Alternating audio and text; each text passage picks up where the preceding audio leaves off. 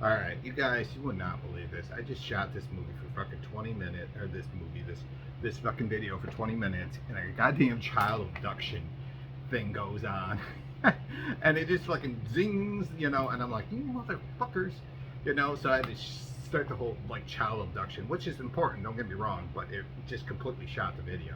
And I was making dinner, and I was gonna stop anyways. But dinner's done. I don't care if it gets cold. I'm shooting this video. I This is a VHS, DVD, Blu-ray haul, and these ones actually probably are my favorite. Sorry, that's this water bottle that's doing it. Are to do, and they're the ones where I get the most views. I get some great comments from people. The last time I did one of these, some guy was telling me about great comment or two about seeing the Shrouds by Cronenberg, because they showed a Cronenberg movie. So I appreciate that. I have not seen the Shrouds yet. If you're watching this, but let's get into it. Lots of VHS, lots of DVDs, and I got all these from Viper Video in Tampa, except for two DVDs. One is a British DVD I want to show you just to show it off to you, and the other one is something I picked up at Mojo's, but I'm just going to combine it with the rest because it was only one DVD. So let's get into it. We're going to go ass backwards this time, I think, and yeah, let's go with a discernible classic to start it out. The Maltese Falcon, and this is one of the best of the film noirs. They're showing this at my local theater, and I wanted to go see this in Citizen Kane so bad, but money, is a factor right now. Let me pull this back just a little bit. Money is a factor right now for me, as I'm going between jobs pretty soon here, so things are tight. And I spent like $100 at Viper Video when I can spend usually about 150 to 200. So I want cheapy cheap. But this is the great Humphrey Bogart with Mary Astor in it. One of the great film noirs ever. I think it's a diamond, has to do with diamonds. I haven't seen this in a long time, but Mary Astor is a great femme fatale. And Bogart in this, he's the guy who, he's kind of a, he gets kind of played by her, but at the end he's like, I'll see you when you get out, because she's going to jail. He's like, yeah, sweetheart, when you get out, I'll be around. Like, I'm not gonna go visit you, and I'm not gonna try to help get you out of the charge. Your ass is doing some time, but just like Bogart, I stick my neck out for nobody. That whole shtick he does. This is a great film, and this is done by John Huston, who was one of the great directors of his time. And I think I showed, I don't know how long back it was, a movie he did called The Dead, which is like a gripping drama, and it came out in the 80s with Angelica Houston, his daughter, in it. And so now the Houston connection comes back. If I can find a copy of Wise Blood, that would be the next one I would show by John Huston. Love that movie with Brad Dourif in it as a street preacher. And his church, what is it called? People Against Jesus Christ. It's so ridiculous. Yeah, that's a great fucking film. And it's so interesting because it's kind of shot off budget. Fail Safe. Great, taut psychological thriller with Henry Fonda as the president. A great role for him in this movie. Missiles get sent towards Russia. It was done by mistakenly, supposedly, and Fonda's got to get those missiles, the pilot, to turn around. And he's also got to tell Russia that when the missiles are in the air zone there, or in their strike zone, that no, we didn't mean it. Mistake. I don't know, like that kind of thing. So I haven't seen this movie in a while. It is kind of, it's not post-apocalyptic, but it's like the end of the world could happen in this one. So I'm definitely going to watch this again. It's a great film, and this is on the Goodwill, Good Times label, which is a shit label, but I don't care. Yeah, a lot of the movies I'm going to show you, probably in this one, there isn't going to be any horror, so you're just going to have to live with that. I am really sorry about that, but it is what it is. It is what it is. One of the funniest movies of the '60s, Cat Ballou. This is a great movie with fucking Lee Marvin in it, and Jane Fonda, who's, I think she's going to get hung in this, and Lee Marvin somehow gets mixed in, and he's supposed to be this great gunslinger, but he's a fucking drunk. One of the great funny scenes in this movie is like him trying to do target practice, but he's so fucking hungover that he can't hit anything.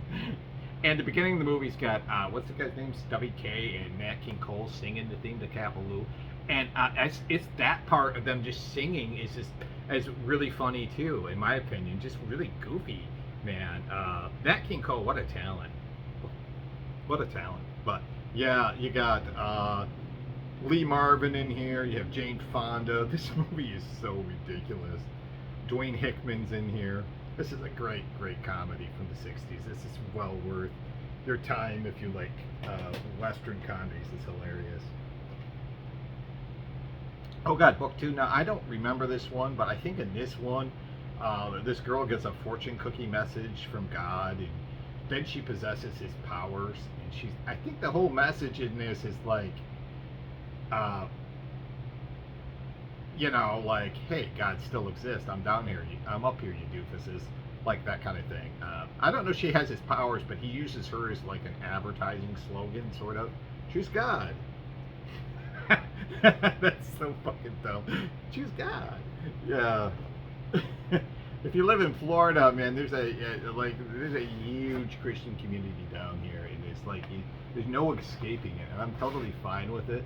But I'm not as Christian as other people are, but I'm totally in support of it. But it reminds me of work, because I work with a lot of Christians and can't swear in front of them. It's you know, it's kind of like, oh my God, I'm like living in like Little House on the Prairie times, you know.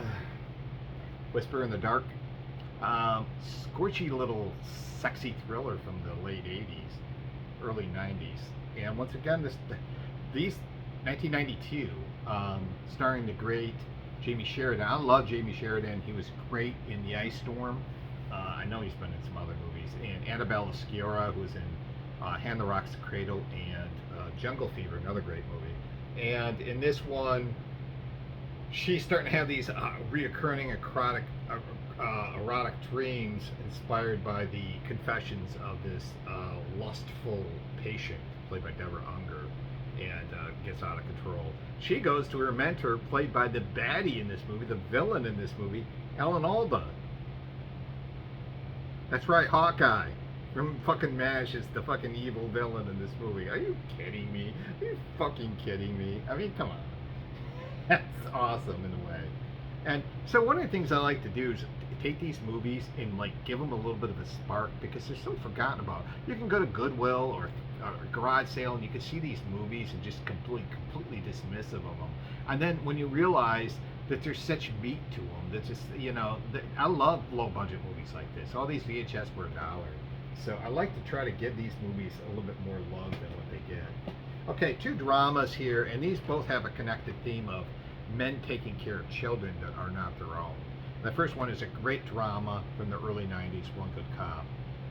Wow, this movie is a stunner. It's so good. Anthony LaPaglia is in this too. He gets killed in a drug raid, and Michael Keaton, who doesn't have children, has to take over as the father in this. It's such a heartwarming movie in a way. And the drug ring is not happy enough. They want to get the whole family. And so he's got to protect his family and take care of these kids. This is like, Michael Keaton is a very good actor, and this is one of those roles, like next to like Clean and Sober, that you can really see the dramatic muscle that he has. You know, even Birdman's great too, and the one where he plays the McDonald's guy is great. I forget the name of that movie, but yeah, this is a great little movie from the 90s. Dramedy. I don't know if this has got any. I think it's got some comedic moments, but I think it's more drama. My brother is in love with this movie too. This is such a good film. And Curly Sue. Now I'm going to really stick up for this movie that really gets dismissive, and I understand why, because some of this is clunky. There's a clunky romance angle between Belushi and Kelly Lynch. It doesn't really work, and it is really overwrought with sap. If you like movies that just try to pull at your heartstrings, you know, this is one of those kind of movies, played by this wonderful little actress. Curly Sue is played by this wonderful little actress, Allison Porter, who was in Parenthood and Bette Midler movie Stella. In this, she is an orphan, and James Belushi and her go from town to town, and they scam and hustle. And in this one, they get accidentally hit by Kelly Lynch's car. She's an attorney. She lets them stay at the house, and she and the little girl become close. And so she might take him in, and Belushi knows he's going to have to leave for the betterment of the kid. And that's really, I think, kind of the crux of the story here. This is so wonderful. Such a great fucking movie. It's kind of like, to me, this kind of reminds me of another early '90s kind of drama movie called fucking Only the Lonely with John Belushi, where it's so powerful in a way, and you really, I think, John Candy's Only the Lonely, where you can really see Candy. If you know, I mean, he can act in like Planes, Trains, and Automobiles, but in this, he really. And Only the Lonely, you really see his isolation and stuff like that, and his over-domineering mom in that one too. So the reason I bring that up is comparatively that they're both kind of emotional stunners to me anyways. So, and this is one of those things too that, like, if movies tug on your heart, you know, there's nothing wrong with that. And you know, and in an age where like somehow that you can't cry during a movie or something like that, or people should cry during movies if it touches them. And even if it's nothing I like per se, or I would cry to. Somebody bawls their eyes out at Titanic, more power to them, you know. But yeah, Curly Sue. All right, more movies. I'm just trying to get these things done. Let's get some westerns of sorts. The Beguiled, Clint Eastwood. The great Clint Eastwood in this movie is held up at some sort of children's academy, and he's blanketed by at least one, if not more, unstable women in this movie. And this really kind of like, and this is like Civil War era where he's a soldier, and the lead woman in this is Geraldine Page, great actress. And this really kind of tells you what a great actor he is, because as you think of you know, all the villains he's went up against in movies, but it's really, I think it's really interesting when he goes up against women, and how he's so like sometimes overmatched, you know, because he doesn't quite understand them like he can understand men. And I really feel like sometimes the foes in his movies played by women are actually, it's more compelling sometimes, I think. You know, I mean, obviously Andrew Robinson in the first Dirty Harry is a great foe, but I think it's really compelling sometimes when he does that. So Clint Eastwood in The Beguiled, which I've not seen and I want to. Another great Western here. I don't know if that was a Western, but this is a Man Called Horse with Richard Harris, the great British actor Richard Harris. Wow, this is considered like one of the great Westerns of its time. I've never seen it. It's got kind of a Dances with Wolves kind of vibe where, well, the storyline anyway, I should say, that vibe, but where he's a soldier, he gets caught by the Sioux tribe, and he learns their ways and stuff like that, including a marking ritual where they take off pieces of his chest, just fucking take it right off with a knife, which for back in the day was probably pretty disturbing. Nowadays would be, well, maybe, I don't know, but yeah. Man Called Horse. This has been on my wish list to see. I'll admit I have not seen it. I've heard of it. They all laughed. This is wonderful. I haven't seen it, but I should say this sounds like it's wonderful because it has a great premise in this. This is directed by the great Peter Bogdanovich. One of the 70s auteurs, late 60s, early 70s auteurs of the New Mavericks of Hollywood, coming from that school, the New Mavericks from Hollywood, like with Scorsese, and Roman Polanski, and there's more, and I can't even think of them all. Dennis Hopper even. But you know, these like maverick filmmakers, Arthur Penn, I think would be one, making these like.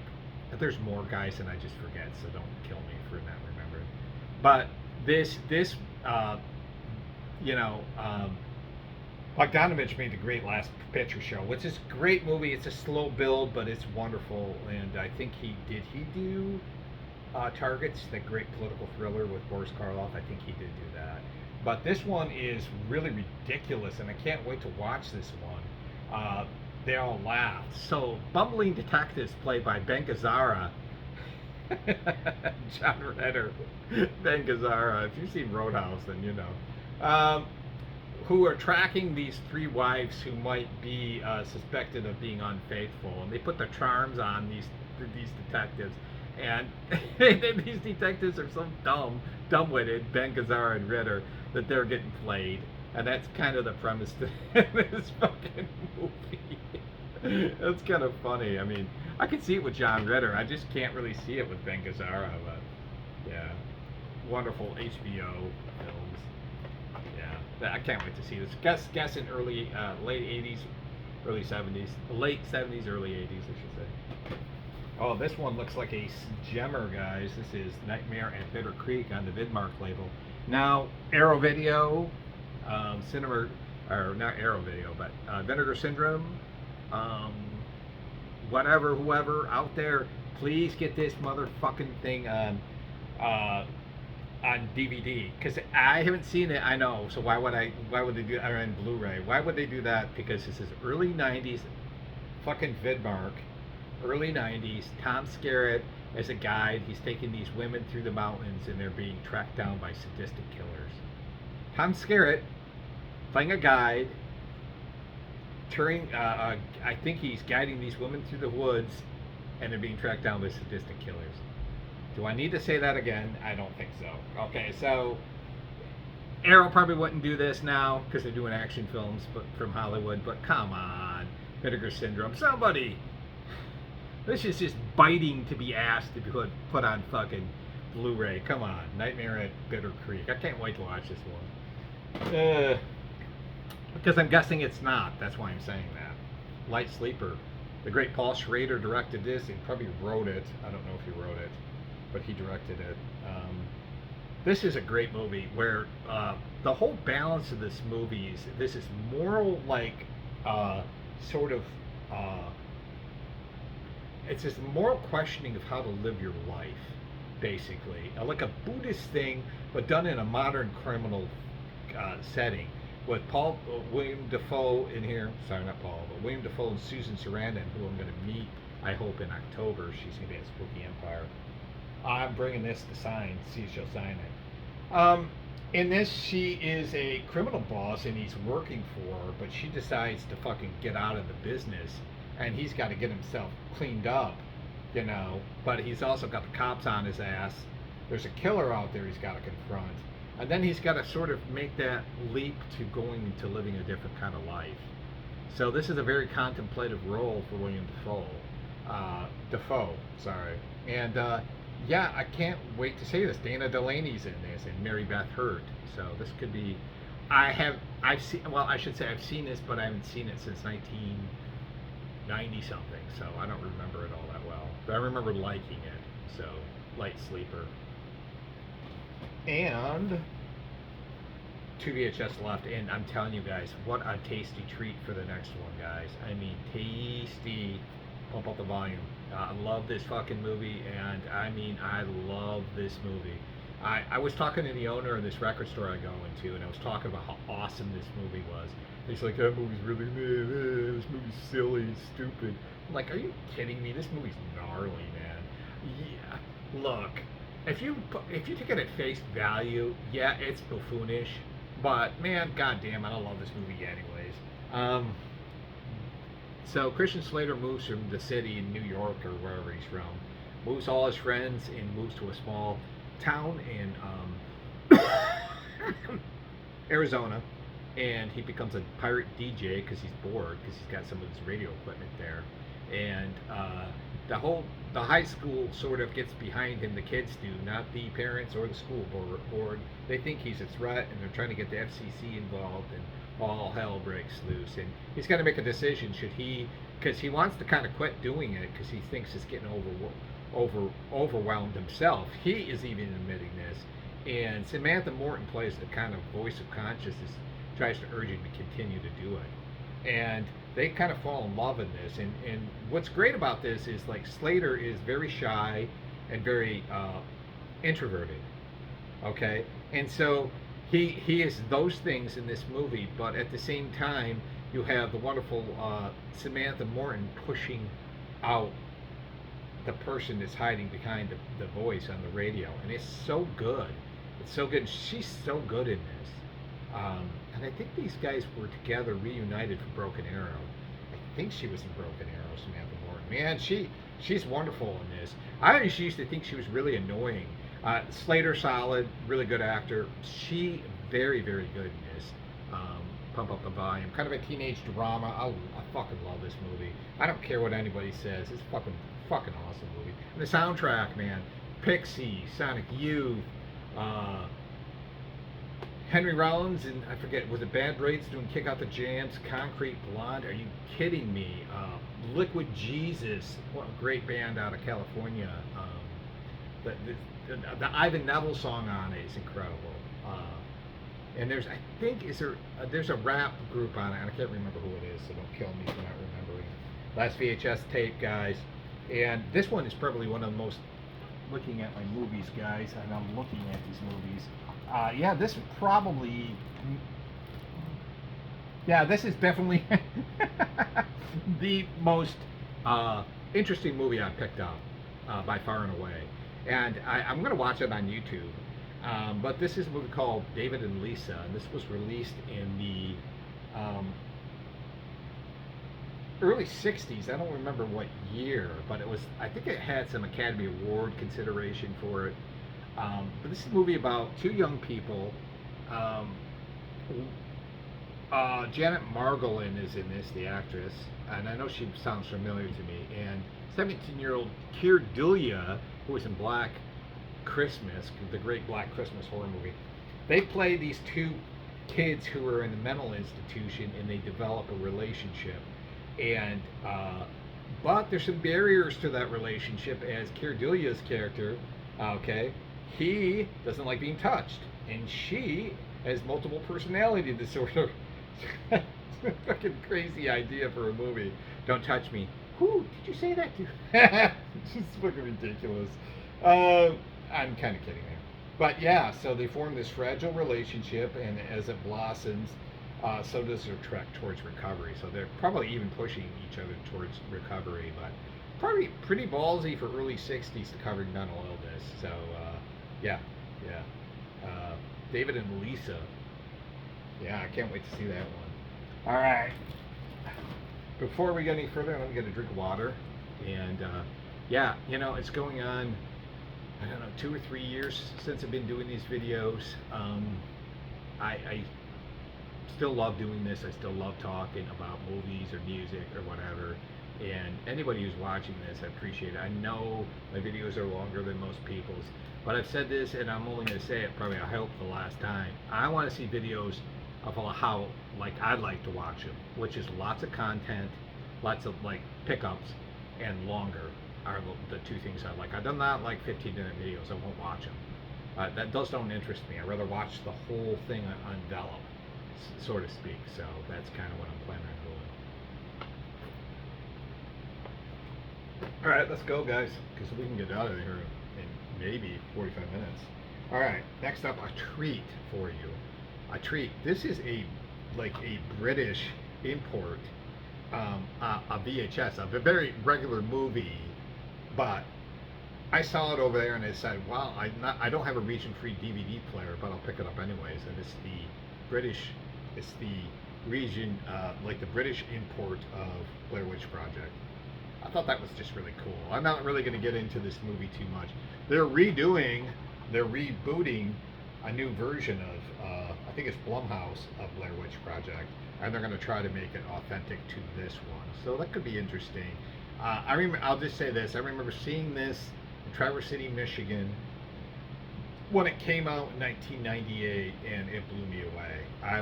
And I still am a big champion of this movie. I understand the complaints of this movie. I do get the legitimate, like, gripes of people who do not like this movie, or people who don't like watching it because it makes them feel sick because of the camera movement. I completely understand both sides, but this to me was always one of those real magical movies, and still is. I love watching this movie. I watch it every 2 or 3 years, and it still gets me. Man, the acting in this, especially Heather Donahue, to me, so wonderful in this. And you know, now she's does like pot farms or something, which is totally fine, but whatever. Yeah. One of the great movies of the 90s, in my opinion. Horror movies. Maybe overall movies. I don't know. So, wanted to show that. All right. Got you stack full of real low budget $1 to 50-cent DVDs. I like to go over these because I think some of these are really cool. I watched this yesterday, Deep Blue Sea. Freaking awesome. I'm gonna get this on Blu-ray and upgrade. This is a movie I probably pull out every 3 or 4 years and watch. I saw this in the theater with my brother Brian back when it came out in the 90s. I forgot what year this came out. There's something more endearing about these 90s action movies, action horror action movies now than back when I watched them. When I watched them, I liked this. I had a lot of fun with it, but I got into that whole indie thing, and only really important filmmakers mattered for a little bit. So I was probably dismissing a lot of the 90s action stuff, but when I go back on it now, I fucking love a lot of these movies. This nostalgia, but I kind of like appreciate what they're doing. It's like Hollywood overkill, and this movie has Hollywood overkill in it too. LL Cool J's a chef, and this really kind of steals the show. But genetically altered sharks who are smart. There's a scientific compound. All breaks loose. Da da da da da da da da da. This is great. What's interesting about this is like some of the people in this, Michael Rappaport and I forget the girl's name in this movie. Is it Saffron Burrows? I forget what her name is, or Jacqueline McKenzie. One of the leads gets killed in this. So when you think, oh, there's going to be 2 or 3 or 4 left.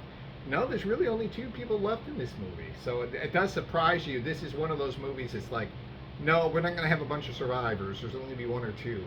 And I think they were thinking of Jaws when they did this because there was only 2 survivors in Jaws. There were, well, great fucking action horror movie from the 90s. This is fucking fun, man. This is fun.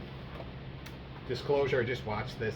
And going back to the Clint Eastwood thing, I'm going to do the same for this one. Like Michael Keaton in these movies, like when he gets outmatched by smarter women, it's kind of funny because he's so weak.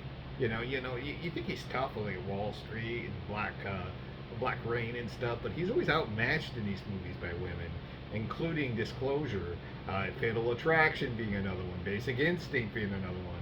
And this one, she basically says that he I think did sexual harassment. She's charging him with it when, if you watch the movie, it's like she comes on to him, but then he tries to come on to her and changes his mind, which is bullshit. No guy would do that with Demi Moore. But yeah, and then she says that, so creates all this problem at work. This is such a fun movie. Barry Levinson directed. Really good 90s, 94, really good fucking thriller. Like a Demi Moore's, like chewing up the scenery in this movie like no one's business. And it's the Snapcase. That's right, I'm going all 90s on y'all. Am I going 90s on you again? I watched this movie like twice this weekend. A very long, I think this came out, 90s too. Okay, so Kevin Costner, let's give this motherfucker some love. I mean, he made The Great Waterworld, and he also made this shitfest, The Postman, which I really, really like this movie. I just watched it. It is long. It's almost 3 fucking hours. It is overwrought with fucking political stuff about America and freedom and bad drama in it, and I loved every minute of this. I love some of these 90s movies. I've gotten soft to these movies where, like, back in the day I would have shredded this thing, and now all I can say is fucking have fun with this one, man. It is so bad. Like a pretty good performance in this by Lorenz Tate, the young actor who was the dead president in the great Menace to Society. But Kevin Costner is always steady and good in this movie. Olivia Williams is good in this movie. And a starring role of Tom Petty. Yeah, because Costner says to him in this movie, he goes, "Aren't you famous?" And he goes, "I was once." So it's pretty funny. I bet you those guys smoked a lot of pot together on the set here. Yeah, The Postman. Futuristic. I want to say this is one of those, like, it is like post-apocalyptic, and it has to do with the mail service. And he's this legend this symbol of freedom and stuff like that, the postman. And he's really kind of a pussy in the movie. He doesn't want to really help anybody. So, and then at the end, hearkens to duty and all that shit. Yeah, this is total fun. But it's long and it's melodramatic and it's achingly dull at times. But I'm on board. Like any Kevin Costner movie, I'm gonna fucking watch it. I'm gonna watch any fucking movie he did from the '90s. I mean, come on, Tin Cup, come on. What was the movie he did with Clint Eastwood, where he plays the criminal? That was a great little movie he did. Is it something World, Ugly World, Pretty World? Somebody will tell me what it is. But he was in that movie, and he was in Tin Cup, and shit, JFK. God, he was in a lot of good movies in the '90s. Yeah, so The Postman. And of course, the great, excellent fucking Waterworld, which I do adore. Kurt Russell, Kevin Costner, another Costner double dipper in 3,000 Miles to Graceland. Elvis impersonators who are bank robbers. One of them wants to go straight, the other does not. Da, da, da, da, da. This is great. I mean, this has got fucking Courtney Cox, Christian Slater, David Arquette, Kevin Pollak. Howie Long, guys. Howie Long. Ice-T, John Lovitz. Man, are you kidding me? Yeah, this is kind of what that is about. Kurt Russell, Kevin Costner are armed, dangerous, and support a hunka sets of awesome sideburns. And I think it's Kurt Russell who wants to get clean in this, and Costner plays the baddie. And if you thought like it was weird that Ellen Alda played the baddie when I was talking to you about that Whispers in the Dark movie, Kevin Costner is the baddie? Are you really? He must have had. I mean, that must have been a lot of fun for him. A lot of fun for him. We're almost done with the DVDs, and then we're going to get into the cheap DVDs, and then we're going to get into the DVDs, Blu-rays. I thought this movie was hilarious. Religious. This was a 50 center Viper video. This movie made me laugh like really hard when I saw it. It was directed by Larry Charles, who did Borat, and he also directed a bunch of Seinfeld episodes. And this is such a funny movie. He goes around the, makes this big journey around the world, I think, and he questions religion. And there's a scene where he's talking to these truck stop fucking preachers, and it's so fucking funny how he's talking in this movie. Bill Maher, and he's gotten a little too dramatic for me when he used to be just a great smartass. But whatever, teach their own. But this is such a funny movie because he's when he's interviewing these truck stop preachers or something like that. These preachers in this truck stop, it's just and so God is gonna come back in, and he's and God, and he's just being such a smartass and not being respectful. Which I mean, I don't know if I agree with that, but it's really fucking funny. Really, really funny movie, Religious. So that's a documentary, but it's comedy too. I mean, I work with so many Christians, and they just, man, it gets overwhelming sometimes working with them because they're so fucking, it's exhausting being around. It's really exhausting being around, but teach their own. Killing Them Softly. This is a fucking good little crime movie directed by Andrew Dominic. And this is a fucking batshit idea for a movie. These two little crooks decide to go in and rob a fucking, rob these mafia gangsters. And they got ski masks on and they don't know what they're doing. And so the mob is well, we can't have this happen. So they hire a cleaner to come in and take care of business, played by Brad Pitt.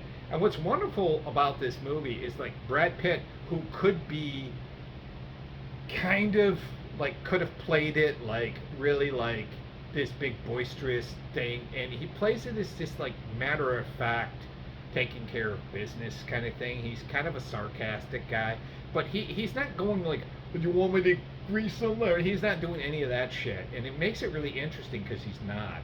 And God, this has got Richard Jenkins, fucking the great James Gandolfini is in this. This is a good little movie. It's got a quirkiness to it.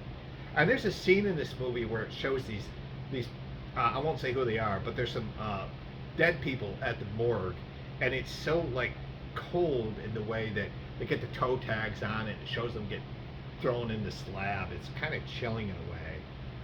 But there is a dark, humorous elements to this movie too. This is a good little crime movie. It has its slow moments, but I really, really enjoyed this. Just watched this last night, Killing Them Softly. Okay, and Devil's Weekend. So this is a movie directed by Cedric Dupas. Sorry, Cedric, you're not a doofus. You're a Dupas. A Dupois or whatever. Wild Eye releasing. I have no luck with this label, but I keep buying these fucking movies anyways. Just watched this last night on the Wild Eye channel. Tries to be pretty violent in pushing the envelope for what it is. This director is losing his fucking shit and he's killing people and he's directing it along the way because he's so immersed into film. It's really hard when you're making a movie that's shot on a micro budget to make it be poetic and try to push that language out. When shot on video, connoisseurs want to see boobs, blood, and body parts is what they want to see, and you do get a bit of all of that in this movie. But he does try to become philosophical. Every time I've seen people do that in these movies, it just doesn't seem to work, and I don't think it really works in this movie, and that's just my opinion. But like you're talking about like film and like getting lost in film or whatever his fucking statement is, but it's like, but your movie's so low budget, all people are going to pay attention to is the boobs, blood, and body parts. I mean, seriously, there's like a scene in this where they do the hobbling, where he takes a sledgehammer to this guy's ankles, and for its budget, it's not actually badly done for its budget. There's a scene where the director has sex with this dead girl. Not as disturbing as it seems like it would be. But like I said, I mean, I give the guy credit, the Cedric Dupas, Dupois, or whatever his name is, not Doofus, but Dupas. I give this guy some credit. He is trying. He is really trying to make like an intellectually smart movie that's gory, but also intellectual. Like, what does a filmmaker do? When does he get lost in his creative haze? Blah blah blah blah, or whatever it is he's trying to say. And I don't even know what it is he's trying to say. But I actually kind of like this movie because of its offbeat energy. The performances are fine, not great, but I mean, it is. These are the kind of movies that it's kind of like, because they are what they are, because they're really micro budget and stuff. It's easy to dismiss them, but there is like a quirky enough energy in this movie, and the lead in this is really fucking funny. He's really kind of over the top in a way. That I actually kind of like these movies, but Wild Eye is hit or miss, and this one's worth taking a chance on if you like that kind of micro budget thing. Devil's Weekend. This one wasn't bad at all. I mean, it wasn't great, but it wasn't bad. It's so easy to dissect these movies and shit on them, All right, 3 more VHS before we get to the Blu-rays. These were $3 to $7, and this one I want to see because I don't think I've seen it. The Girl Who Kicked the Hornet's Nest. And I do agree with Roger Ebert when it comes to this character, Elizabeth Salander, as being one of the most compelling movie characters in recent history. And I agree with that. Her character is so fascinating in these movies, where she plays a computer hacker who has a fucked up childhood, and she gets even kind of over her head at times in these movies. I guess in this one, what sold me on this one is, one, I don't think I've seen it, and 2, she's got like a brother in this who is basically like Michael Myers and he can't die. Which is kind of fucking ridiculous. But yeah, can't wait to watch this. Girl Who Kicked the Hornet's Nest, Steve Larson, 2010 release. I like the one with Daniel Craig. I like the original one. The original version. I don't know if I saw the second one. I think this is the last one in the trilogy. Somebody could tell me if I'm wrong. I gotta go through and really sit down and read these books one of these days, all 3 of them. And of course, funny, after Steve Larson wrote these books and they became critically acclaimed and then they became movies, I think he died before that happened, unfortunately, so he couldn't see his success. But yeah, so this one was $3. So very, very excited to see that one. This movie is fucking stupid. Monster Brawl, and that's exactly what this is. Mano y mano, monsters brawling in a ring with commentary. Who does the commentary in this? I forget who does it. Jimmy Hart is in this. I don't know who does, but Lance Henriksen does the finishing moves in this. So there's like lunar power belly buster. Like he calls what the monster moves are in this, and it's like they're wrestling and killing each other in this. It is exactly that, a bunch of monsters fighting with announcers. I remember watching this back in the day. Me and my brother were like laughing so hard with Lance Henriksen, lunar power belly buster. It's bizarre. 2011 release. If you've not seen Monster Brawl, do yourself a favor. If you like monsters and you like silliness, do yourself a favor. We're getting closer to the end of the DVDs, and this last one is The Church, Michelle Sophie's movie about the Templars. Very anti-religious, going with that religulous. I could watch them both back to back. But this one came out in the late 80s. I've seen this, but it's been a long time. This was produced by Dario Argento, but is directed by the great Michelle Soavi, S-O-A-V-I, Michelle Soavi, Italian director who did the great Cemetery Man and the amazing Stage Fright. So yeah, The Church, and this is a anti-religious movie with the Templars coming back in this movie. What is it that opens? A sealed crypt opens up and all hell breaks loose. That's what happens in these European movies, like some seal breaks, something gets exposed. I was watching, what was it I was watching? Was it Curse of the Demons 2, where there was that mask exposed? And that one, a mask.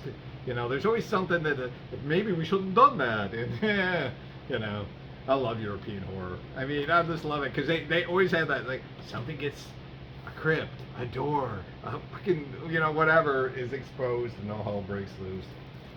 Stack full of Blu-rays, and we'll call it a day.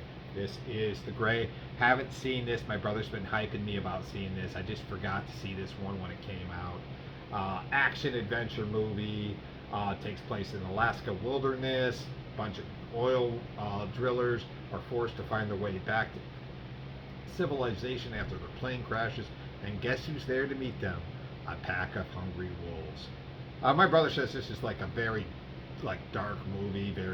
Just got a lot of despair in it. Can't wait to see it. Yeah, on Blu-ray for $2. The Gray. I love Liam Neeson when he made all these fucking movies, these action movies. Didn't see all of them. Of course, I saw all the Taken ones. It was fucking so dumb. But I got to see The Gray finally. So I'll be watching that soon. The Gallows. I like this movie, The Gallows. This is kind of an interesting movie to me. Basically, there's an incident where there's a death of an actor in a high school play, and then 20 years later, the theater group goes back to resurrect the production to mark the tragedy. So they're redoing the play that was the play that this actor tragically died in. And guess what happens? Get hunted down and killed. I loved how dark this was shot. It was dark, shot very darkly. You know, these ropes with, you know, enough space for your neck in there, hence The Gallows. This is a good little fucking movie. I remember watching this and really liking it. Looks a little shot on video-ish, like, you know, not shot on video, but like point POV, like that kind of shot stuff.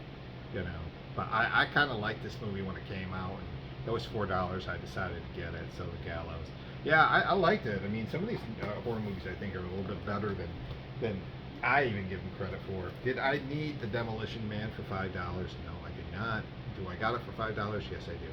Fucking ridiculous movie too. I mean, this movie is so ridiculous, but You know, you hear people talk about songs and books and shit. It's telling of this time. You could this song fits in with it right with this time. This movie fits in, you know, all that kind of shit. This movie, I feel like, really fits into the popular climate right now in a scary way, and I'll just leave it at that. But this is such a fucking great movie. My brother said, he goes, "You got this on Blu-ray?" I go, "No, I didn't even need it, but I got it. I love this fucking movie."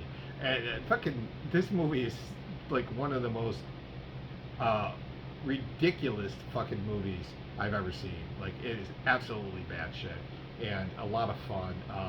You know, I'm not going to tell you the story of this, but basically, Stallone plays John Spartan, this cop, and he's tracking down Simon Phoenix, this crazed individual, and it takes place in a future where there's no violence, there's no guns, nothing happens until Simon Phoenix, Wesley Snipes' character, comes and raises all kind of hell in Los Angeles.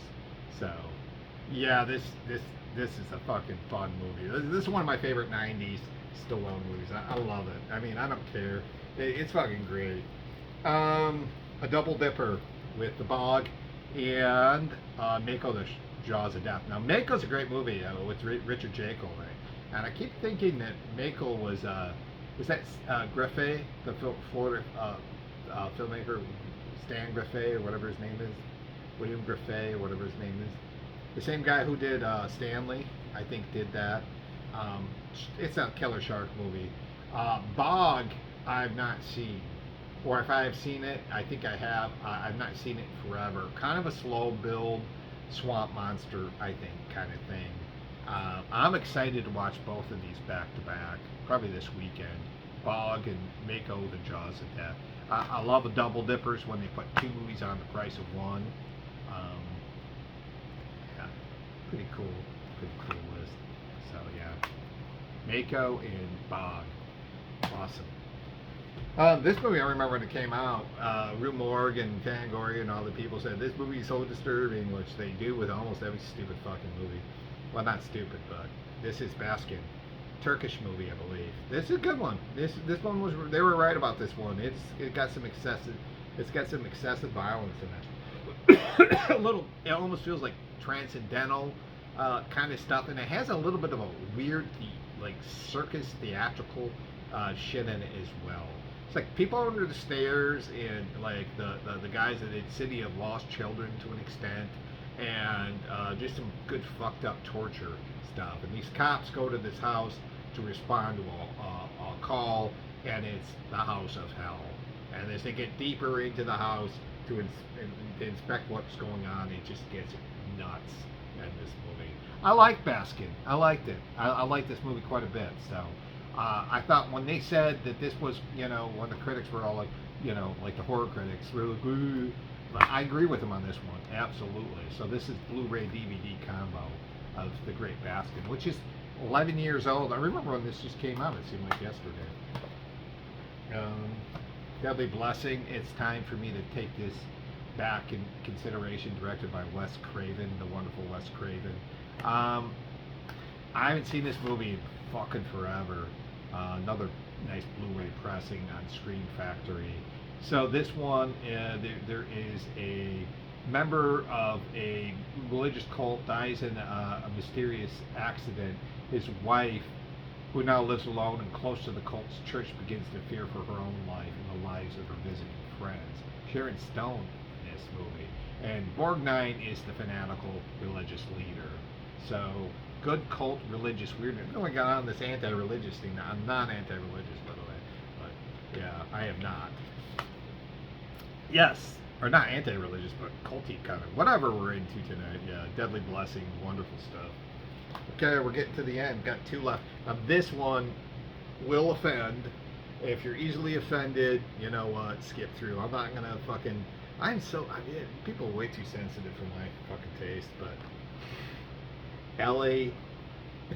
AIDS Jabber. I've been wanting this movie for a long time. Now, this is the Visual Vengeance release. Came out in 1994 originally. I'm not sure when, 2022. So I've been wanting this for a while. Now, this has been, I remember when this came out, and I've seen other people put this in their video pickups and updates and stuff like that. And then I knew I had to see it. I had to see this movie because it's so grossly offensive, and it's really about this guy who has AIDS, and he goes around and takes his anger on the world by filling a syringe of his own blood and just popping people in the neck and arms and shit like that. Shot on video. I mean, you can't get more fucking offensive than that. And this was in the 90s, so hey, AIDS was still hot and fucking scary. You know, I don't. This movie just probably didn't get a lot of promotion. There's no one that was going to market this movie in the early 90s when people were still dying from AIDS. It wasn't really, you know, well, I don't know, maybe they weren't dying. I don't remember now. But yeah, this is shot on video goodness right here from the early 90s on the Visual Vengeance label, which is part of Wild Eye. I am on board with anything that's crudely offensive. I am on board with watching this. I've been wanting to get this. I saw it for like $25 new, and then I got the used copy of this. So it is a used copy, but I don't mind spending $15 on it. I mean, as long as it's in good shape, and it's in good shape, I don't mind spending $15. Viper Video's got a great selection of used horror movies. Yeah. So, all right. Next and last, also very offensive. I'm saying that smiling almost. Is the wonderful Necrophiles. Yes. This movie is absolutely batshit. Shot on video, I think, or real low budget. I forget what. I don't know if this was shot on video, but it's a very low budget movie where there's a zombie baby in it. There's a fucking zombie rape scene in this movie. I don't know if they show it completely, but I mean, I don't know if you could get more crude and offensive than a zombie rape scene. But this is directed by this awesome guy named, I think his name's Jamie Hassel or Lassel. I can't remember his last name. But a recently executed serial killer rides from the grave as a flesh-eating zombie maniac. Two disturbed Seattle cops, a pair of bumbling satanic cult members, and a flying demon baby try to stop the lust-crazed ghoul before he can kill again. Matt Jasel is his name. This is fucking crazy. And one of the detectives in this movie, who's like really high-strung and bizarre, was in a wonderful punk band from I think they're from LA from the 80s, called the Child Molesters, who were really, really good. I mean, hard to find their stuff, but he became an actor and was in this movie, or just acted one time and plays one of these. And he's so fucking weird in this movie. At least from the trailer, I haven't seen this movie, but this was a guarantee from the owner of the store about how great this movie is. He's like, you have to see this. It is absolutely bad shit. I've seen an interview with Matt Jasel where he was talking about this movie, about making it and stuff, and it is supposed to be just absolutely bad shit, the Necrophiles. Once again, a movie I know I'm like 4 years later when people actually get these right when they come out, and then I'm doing this many years later, but that's kind of how I roll. You know, it's kind of, I am like, I'll see something now, like on Moods or somebody else's video, and I'll be like, in 4 years I'll get that, and then show it in my videos, because I'm so behind the times, I don't keep up with stuff. It's not like older movies anyways, I'm just trying to fill out my collection rather than like trying to make sure I get every hit movie or whatever, you know. I don't care about that as much. Not that that's what they're doing, they're just collecting too, but yeah. So this is the Necrophiles. Yeah, I am excited to see this. Shot on video goodness. It looks like, if not, it's shot on like maybe 8mm, something 16mm maybe. I don't know. That's it, guys. That's all I have. That was my haul from Viper Video in Tampa, all with an exception of the Turch, which I picked up from Mojo Video. This one, the Turch, I picked this up for $5 at Mojo Video, $6 at Mojo Video. But that's it, yeah. A whole bunch of VHS, a whole bunch of a nice set of Blu-rays and DVDs. Kind of what I'm getting into.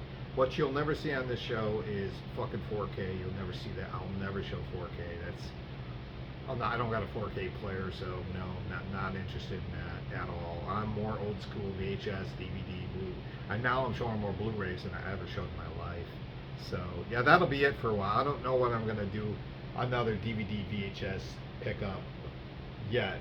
I'd like to go to Tampa next month, but I'm not even guaranteeing myself of doing that. I'm starting a new job in September. October, I'm going to Spooky Empire, so probably Spooky Empire will be the next VHS DVD haul, I would say, which will be end of October into November. And then I would like to get probably Black Friday, I'll do one, just like I did last year, and then mid-Christmas I'll go up to Tampa again to do a little bit more shopping, and I'll do another one. But that is it for today, guys. Hopefully you saw something there you liked. I like what I show, and I appreciate your time, but I gotta go. I gotta do some writing tonight, to shower, gotta eat dinner yet. But thanks for your continued support. Thanks for watching. Tell me what you think. If there's any movies on here that strike your fancy, and I'm gonna tell you guys, Monster Brawl. Oh my god. Yeah. All right. Gotta go. Bye.